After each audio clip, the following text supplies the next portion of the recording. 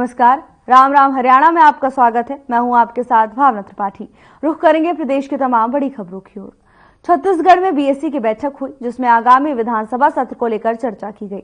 13 नवंबर से हरियाणा का विधानसभा सत्र होना है, जो 3 दिन तक चलेगा। तो वहीं इस बारे में जानकारी देते हुए मुख्यमंत्री नायब सिंह सैनी ने कहा कि सत्र 13 नवंबर से शुरू होगा। इसके बाद 14 नवंबर और 18 नवंबर को सदन बुलाया जाएगा। 15, 16 और 17 तारीख को अवकाश रहेगा। तो वहीं कांग्रेस की तरफ से नेता प्रतिपक्ष न चुने जाने को लेकर सीएम सैनी ने कहा कि ये कांग्रेस का आंतरिक मामला है, कांग्रेस को ही इस पर फैसला लेना है। तो वहीं रानिया से इनेलो विधायक अर्जुन चौटाला ने कहा कि बैठक में सत्र की अवधि बढ़ाने का प्रस्ताव भी रखा गया था, हालांकि ऐसा नहीं हुआ। हालांकि विधानसभा स्पीकर ने आश्वासन जरूर दिया है कि सभी को बोलने का पूरा मौका दिया जाएगा।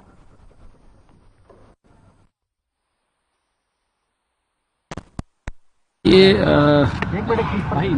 13, 14 और फिर 18 तारीख को सेशन रहेगा, उसके ऊपर चर्चा हुई है। और महामहिम राज्यपाल महोदय का अभिभाषण होगा, उसके ऊपर चर्चा होगी। सप्लीमेंट्री बिजनेस होगा, कुछ बिल भी होंगे।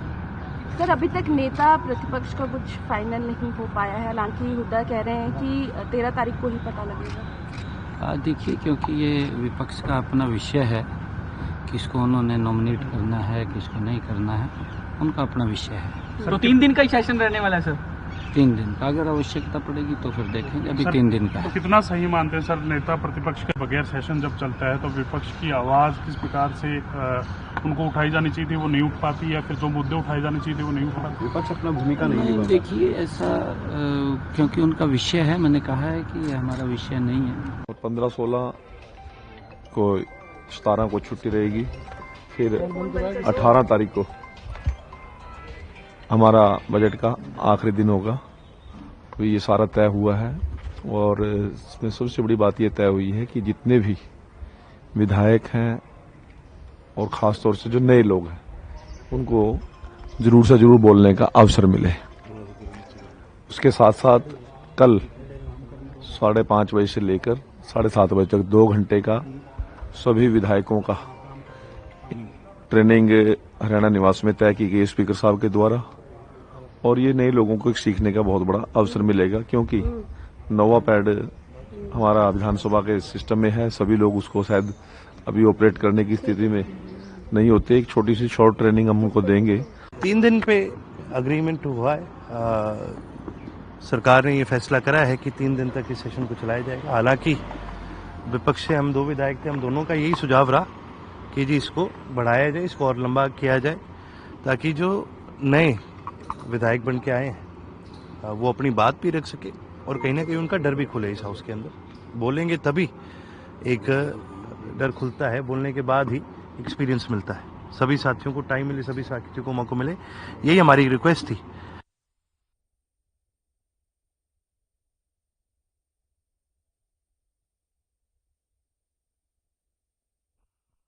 चंडीगढ़ स्थित हरियाणा निवास में मंगलवार को शाम 5 बजे विधायकों के लिए वर्कशॉप का आयोजन कराया जाएगा, जिसमें हरियाणा के सभी विधायकों को सदन की कार्रवाई से रूबरू कराया जाएगा। इसी के साथ विधायक को सदन में काम करने के तौर तरीकों की जानकारी दी जाएगी।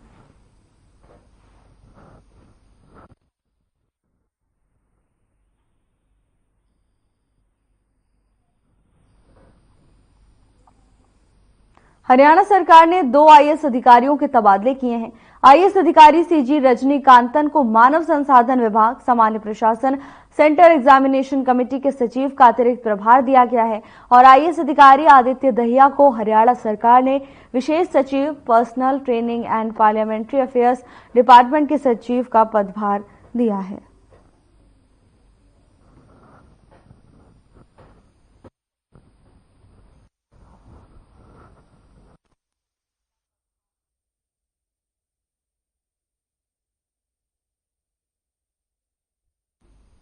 नूंह से कांग्रेस विधायक आफ्ताब अहमद का बयान सामने आया। आफ्ताब अहमद ने कहा कि बीजेपी की सरकार ने वैसे को पूरे हरियाणा में सरकारी शिक्षा प्रणाली को नुकसान किया है, लेकिन नूंह क्षेत्र में इसका ज्यादा असर दिख रहा है। उन्होंने कहा कि पूर्व सांसद चौधरी खुर्शीद अहमद ने 1980 के दशक में एक नई सोच के तहत 7 मॉडल स्कूल बनवाए थे, जिनमें करीब 9,000 बच्चे सीबीएसई से शिक्षा ग्रहण करते थे। लेकिन पूर्व सीएम मनोहर लाल की सरकार ने मेवात विकास बोर्ड की बैठक में उन स्कूलों को शिक्षा विभाग में मर्ज कर दिया, जिससे अब शिक्षा विभाग बेहतर तरीके से नहीं चला पा रहा।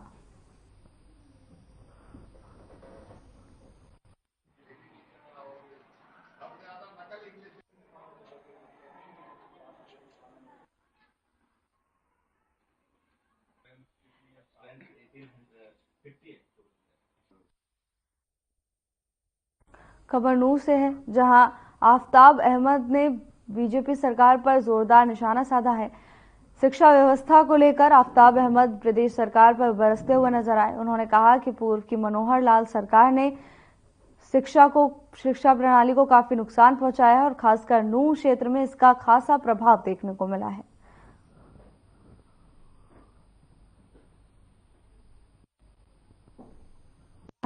आफ्ताब अहमद नूह के एक विद्यालय में पहुंचे। इस दौरान उनका एक बयान सामने आया, जिसमें उन्होंने प्रदेश सरकार पर निशाना साधा है। रेवाड़ी के बावल स्थित कटला बाजार में सुबह सवेरे उस वक्त व्यापारियों में दहशत का माहौल बन गया, जब बाइक सवार 3 नकाबपोशों ने एक ज्वेलरी शॉप में घुसकर लाठी डंडों से न केवल तोड़फोड़ की, बल्कि वहां 2 राउंड फायरिंग कर लाखों की ज्वेलरी और नकदी लूट कर ले गए। इसका ज्वेलरी मालिक के बेटे ने विरोध किया तो उसके पैर में भी बदमाशों ने गोली मार दी, जिसे उपचार के लिए अस्पताल में भर्ती करवाया गया है। सूचना के बाद मौके पर पहुंची पुलिस ने वारदात की हर एंगल से जांच शुरू कर दी है। इसके साथ ही सीसीटीवी फुटेज भी खंगाली जा रही है।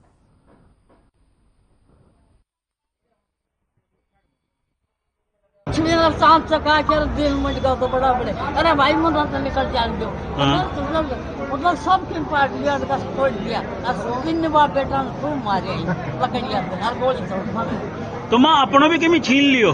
मेरा कांदा का था वो तो जाए तो यो लेके तो लेके। अच्छा हाँ।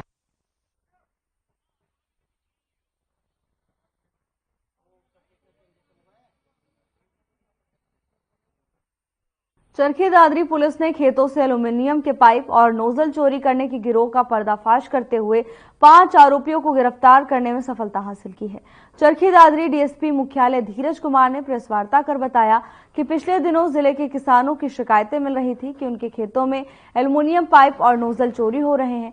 तो वहीं एसपी अर्श वर्मा ने संज्ञान लेते हुए कहा कि चोरी के वारदातों पर अंकुश लगाने के लिए सख्त निर्देश दिए।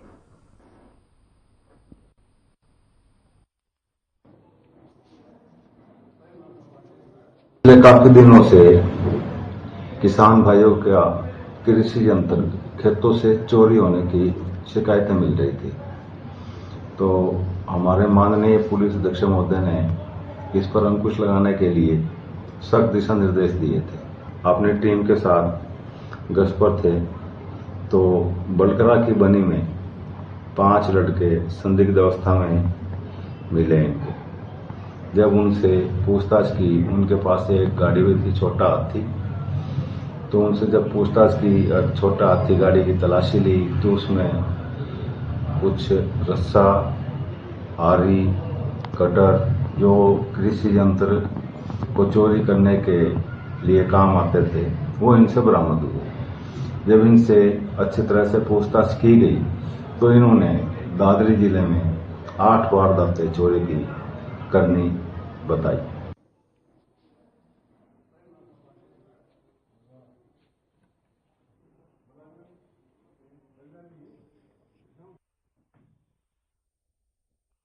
खबर फरीदाबाद से है, जहां जिले के भूपानी क्षेत्र के गांव बदरपुर सैद में एक महिला ने संदिग्ध परिस्थितियों में अपने ही घर में अपने 2 बच्चों के साथ फांसी लगाकर आत्महत्या कर ली।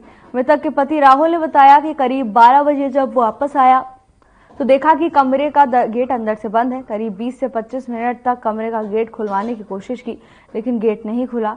तो वहीं भूपानी थाना प्रभारी नरेश कुमार ने इस मामले को लेकर के बताया कि उन्हें सूचना डायल 112 की टीम ने थाने में दी। मौके पर जाकर देखा कि घर का दरवाजा अंदर से बंद है। सिपाहियों की मदद से गेट को खुलवाया गया। जब गेट खुला तो महिला फंदे पर लटकी हुई थी। 2 बच्चे मृत अवस्था में थे। तीनों शवों को कब्जे में लेकर पोस्टमार्टम के लिए सिविल अस्पताल भिजवा दिया गया है। महिला ने इस तरह का कदम क्यों उठाया, बच्चों की मौत कैसे हुई, ये सब पोस्टमार्टम रिपोर्ट और जांच के बाद ही स्पष्ट हो पाएगा।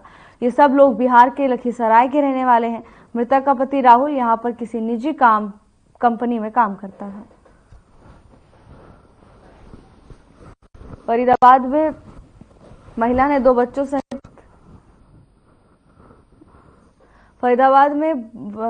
सहित एक महिला का शव बरामद हुआ है।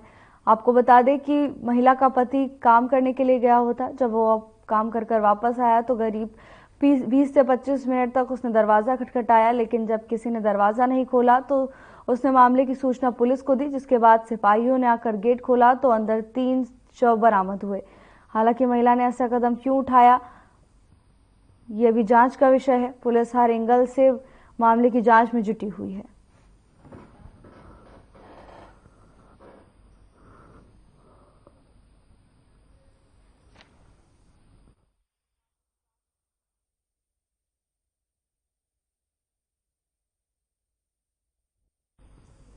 खबर नीलोखेड़ी से है, जहां लल्याड़ी रोड पर चौपड़ी के पास महाविद्यालय की बस और स्कूटी की टक्कर हो गई। सड़क हादसे में राइस मिल कर्मचारी गंभीर रूप से घायल हो गया, जिसकी हालत बेहद नाजुक बताई जा रही है। हादसा देख आसपास के लोग मौके पर दौड़े और घायल अवस्था में राइस मिल कर्मचारी को करनाल के कल्पना चावला मेडिकल कॉलेज में इलाज के लिए रेफर किया।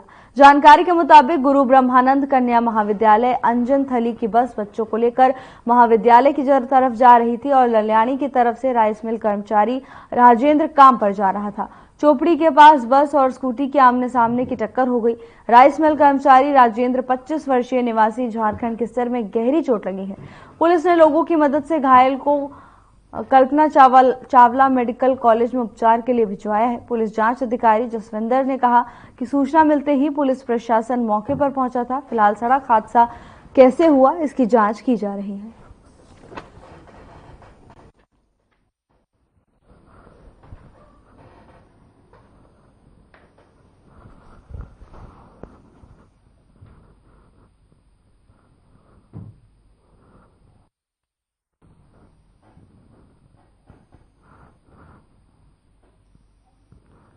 नीलखेड़ी में सड़क हादसा हो गया, जहां एक बाइक स्कूटी और बस में आमने सामने की टक्कर हो गई। हादसे की जांच में पुलिस जुटी हुई है। खबर नीलखेड़ी से है, जहां कॉलेज की बस और स्कूटी में टक्कर हो गई। इस हादसे में एक शख्स की हालत गंभीर बताई जा रही है, जिसे इलाज के लिए अस्पताल में भर्ती कराया गया है। तो वहीं पुलिस पूरे मामले की जांच में जुटी हुई है।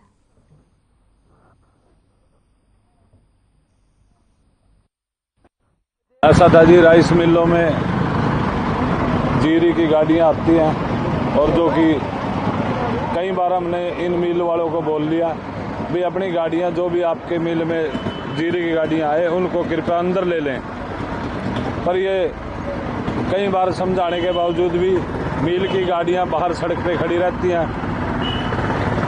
जब जीरी की गाड़ियां सड़क पे खड़ी रहेंगी तो जगह नहीं रहती। जैसे ही ये स्कूटी वाला तरावड़ी की साइड से आ रहा था और बस इधर से तरावड़ी की तरफ जा रही थी, अभी ये स्कूल बस थी और साइड से सामने से कोई सेलर मदा मुलाजिम आ रहा था, आमने सामने से टक्कर हुई है।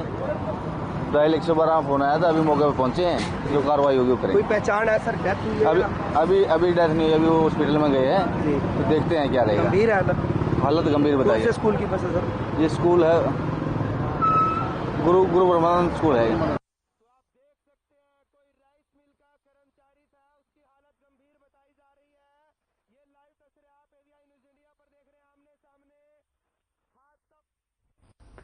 फिर सुमित कुमार पर लगे यौन शोषण के मामले में हरियाणा महिला आयोग ने जांच के लिए एसआईटी गठन की मांग की है।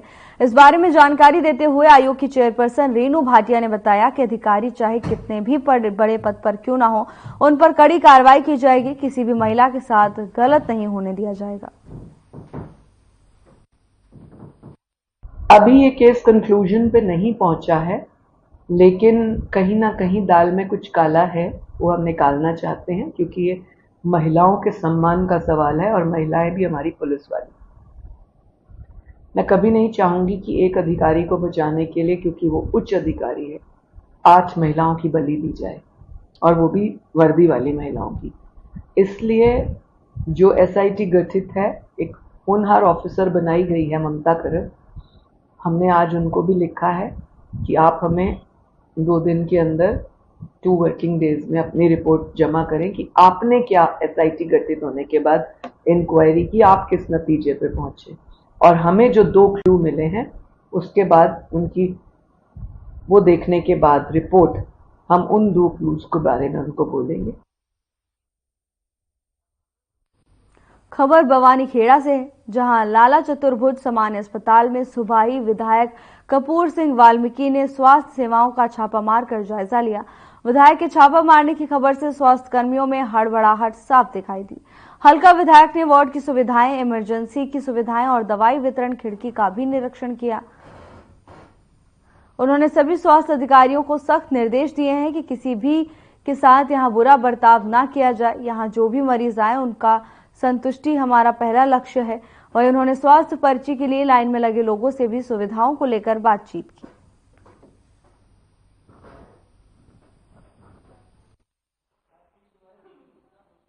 आज MLA साहब हमारे हॉस्पिटल में, वानीखेड़ा हॉस्पिटल में आए। उन्होंने सारी व्यवस्थाओं का जो है, लेबर रूम का, एक्सरे रूम का, लैब का और डॉक्टर्स इमरजेंसी का जो है निरीक्षण किया। और उन्होंने हमें कुछ व्यवस्थाएं सुधारने के लिए बोला ताकि मरीजों को, जो आमजन को, यहाँ आने वाले आमजन को किसी भी तरह की कोई भी कमी ना हो, दवाइयों की, एक्सरे की, इमरजेंसी सेवाओं की।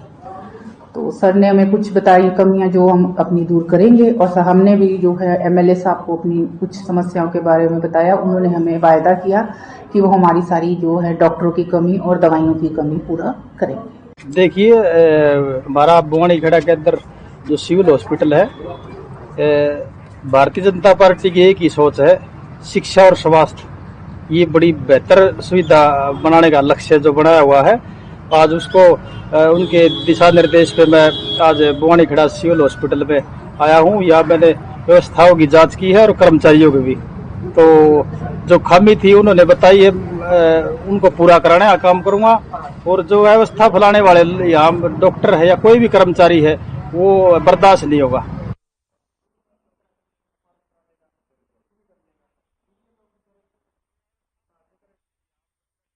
में मौलाना अबुल कलाम आजाद की जयंती मनाई गई, जिसमें कांग्रेस विधायक आफ्ताब अहमद ने कहा कि उन्होंने आजादी की लड़ाई हो, चाहे आजादी के बाद देश की शिक्षा की बात हो, देश की कुछ संस्थाओं को स्थापित करने की बात हो, उसमें अहम योगदान रहा है। विधायक आफ्ताब अहमद ने कहा कि उन्होंने मौलाना आजाद उर्दू यूनिवर्सिटी पल्ला के सैटेलाइट कैंपस में दौरा किया। वो यहां से सांसद रहे थे। कांग्रेस ने शासनकाल में सरकार ने रीजनल सेंटर स्थापित करने की बात कही थी। उसमें बच्चों को Urdu, BEd, distance education, diploma की पढ़ाई करने का अवसर मिलता था। आज मौलाना अबुल कलाम आजाद साहब की 136वीं यौम पैदाइश है। हम अपनी तरफ से, अपने इलाके की तरफ से और अपनी भारतीय राष्ट्रीय कांग्रेस की तरफ से उन्हें खिराज अकीदत पेश करते हैं।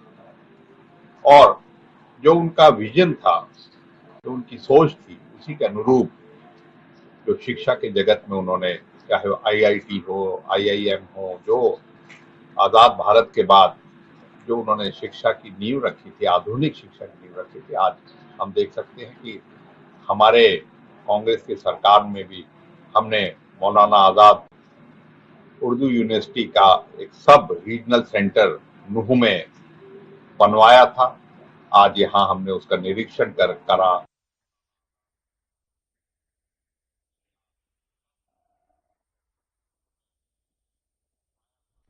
फरीदाबाद जिले के पृथ्वा विधानसभा के गांव में बिछाई जा रही भारत पेट्रोलियम पर कॉरपोरेशन लिमिटेड की तेल पाइपलाइन को लेकर किसान लगातार विरोध कर रहे हैं।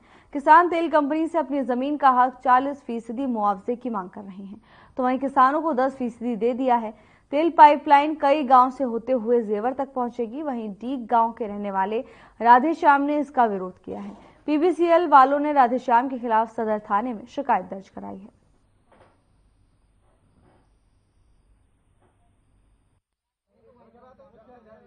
ये थानों में ये जो BPCL की जो लाइन जा रही है प्याले से और जेवर परियोजना के लिए पाइपलाइन की तेल वाली, इसमें किसानों के खिलाफ इन्होंने सदर थाना बल्लभगढ़ में एक एप्लीकेशन दे दी है कि भाई हमको काम नहीं करने दे रहे हैं, और सरकार के राजपत्र में ये लिखा हुआ है कि बाजार का बिक्री मूल्य का 40% हमको मुआवजा मिलना चाहिए।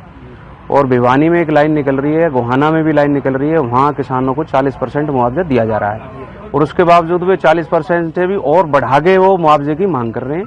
तो ये राजपत्र में लिखा हुआ है, डीसी साहब को भी हमने ज्ञापन दे दिया है।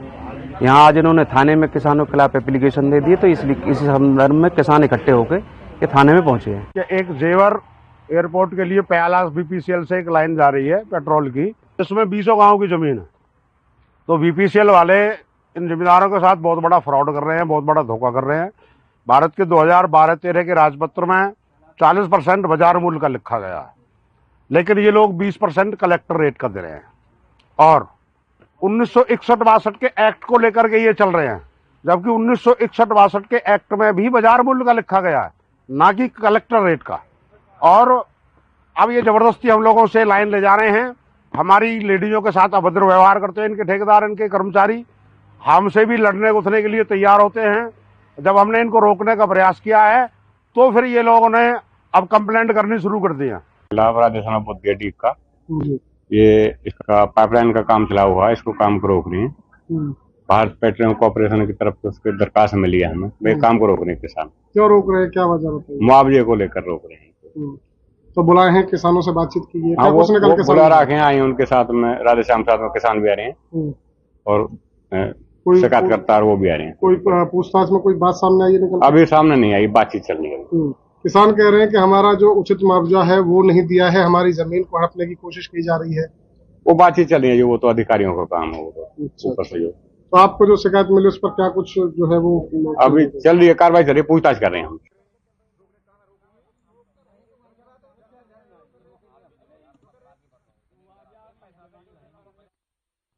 जगमालवाली के लोगों का कहना है कि जो विवाद पैदा हुआ था वो अफवाह की वजह से हुआ था।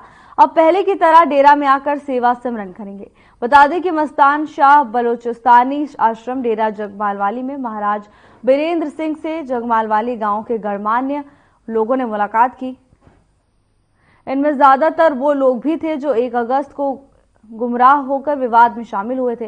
इन लोगों ने मुलाकात से पहले डेरे में वसीयत और पूज्य महाराज वकील साहब से जुड़े वीडियो और संबंधित रिकॉर्ड भी देखे।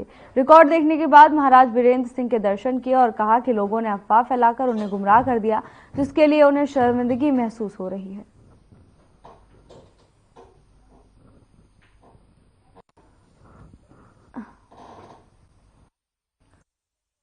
में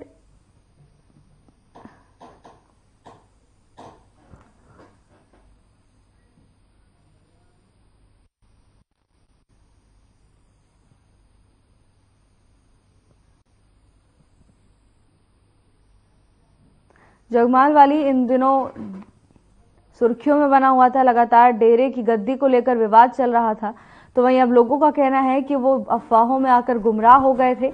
अब डेरा प्रमुख के दर्शन करने के बाद वो फिर से संगत का हिस्सा बन गए हैं और उन्होंने कहा है कि वो पहले की तरह ही डेरे में सेवा करेंगे।